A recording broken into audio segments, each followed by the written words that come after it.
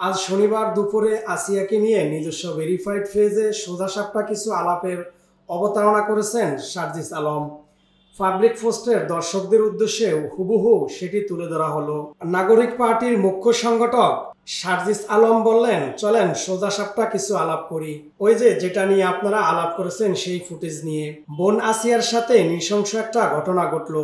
আমি আমার জায়গা থেকে সংশ্লিষ্ট পুলিশ প্রশাসনকে জানালাম দ্রুত আসামি গ্রেপ্তার করার কথা। আবার হাইকোর্ট থেকে ঘোষণা আসলো 180 দিনের মধ্যে ধর্ষণের বিচার প্রক্রিয়া শেষ করতে হবে। আমি আমার জায়গা থেকে দায়িত্বশীল একজন গুরুত্বপূর্ণ ব্যক্তিকে আমার মতামত জানালাম।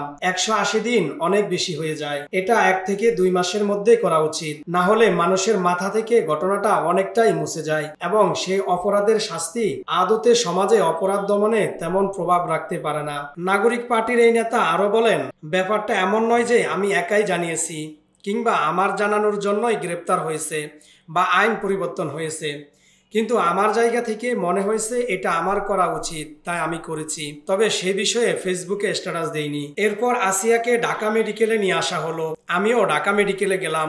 যখন জানলাম আইসিইউতে আছে তখন আর আইসিইউতে দেখতে যাইনি, কারণ বাইরে থেকে আইসিইউতে দেখতে গেলে ইনফেকশনের সম্ভাবনা থাকে। মেডিকেলের বাইরে থেকে খোঁজখবর নিয়ে চলে এসেছি, ছবিও পোস্ট করিনি। সার্জিস আলম আরও লিখেন, এরপর যখন জরুরি অবস্থায় সিএমএসে নেওয়া হলো তখন সেদিনই সন্ধ্যায় নাগরিক পার্টির কয়েকজন সহ সিএমএসে গিয়েছি। সেখানেও আইসিইউতে ছিল আসিয়া।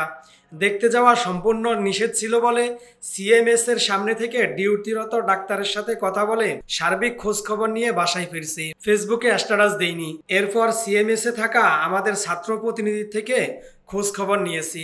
সবশেষে যখন জানলাম আসিয়া আর নেই তখন সিএমএস এ ছুটে গিয়েছি। সেনাবাহিনী র্যাব থেকে পরিবারের জন্য বরাদ্দকৃত হেলিকপ্টারে যখনই একাধিক সিট খালি থাকার কথা শুনেছি তখনই মাগুরায় গিয়ে আসিয়ার জানাজায় অংশগ্রহণ করার ইচ্ছা ব্যক্ত করেছি এবং জানাজা পরে আবার ঢাকায় ব্যাক করেছি। এই পুরো ঘটনার মধ্যে সর্বশেষ অংশটুকু আমি ফেসবুকে দিয়েছি এবং ফেসবুকে দেওয়া অংশটুকুকে সামগ্রিক মনে করে মিডিয়া এবং কিছু পাবলিক জাজমেন্ট করা শুরু করলো। নাগরিক পার্টির এই নেতা আক্ষেপ করে বলেন, আবার আরেকটা ঘটনা লক্ষ্য করেন। আসিয়ার জানাজা ছিল সন্ধ্যা 7টায়, আমরা পৌঁছেছি 5:30টায়। এই 1.5 ঘন্টা একটা ওয়েটিং রুমে অপেক্ষা করেছি। তার মধ্যে কয়েক মিনিট হয়তো ফোনের নোটিফিকেশন চেক করেছি। ঠিক ওই সময়ে কেউ ছবি তুললো এবং কালের কণ্ঠ একাধিকবারের মতো এবারও অপেশাদারিত্বের পরিচয় দিয়ে তাদের অনলাইন পোস্টারে সেটা প্রকাশ করলো। পাশাপাশি এমনভাবে দেখালো যে আমরা মনে হয় পুরো সময় বসে শুধু ফোনের দিকে তাকিয়েছিলাম। চাইলেই কিন্তু তারা ওখানে বসে থাকার অন্য সময়ের নর্মাল কোনো ছবি ব্যবহার করতে পারত, কিন্তু কিছু রিয়াকশন বেশি পাওয়ার আশায় সেটা তারা করেননি। আচ্ছা, নিজের বিবেককে জিজ্ঞেস করেন, 1.5 ঘন্টা কোথাও বসে থাকলে অন্তত কয়েক মিনিট আপনারা ফোনের নোটিফিকেশন চেক করতেন কিনা? যদি করেন তাহলে আপনাদের এই বিয়োগখোর মনোভাব বন্ধ করতে হবে। কবে পেশাদারিত্বের পরিচয় দেওয়া শুরু করবেন?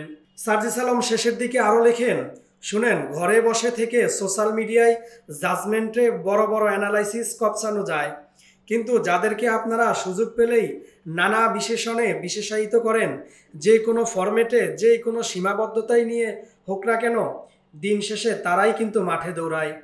এরপর থেকে অনলাইনে এসব অ্যানালাইসিস দেওয়ার আগে অফলাইনে আপনাদের জন্য অনুগ্রহ করে কিছু দৃষ্টান্ত স্থাপন করবেন। আমরা আপনার ভালো কাজগুলো অনুসরণ করার অপেক্ষায় থাকব।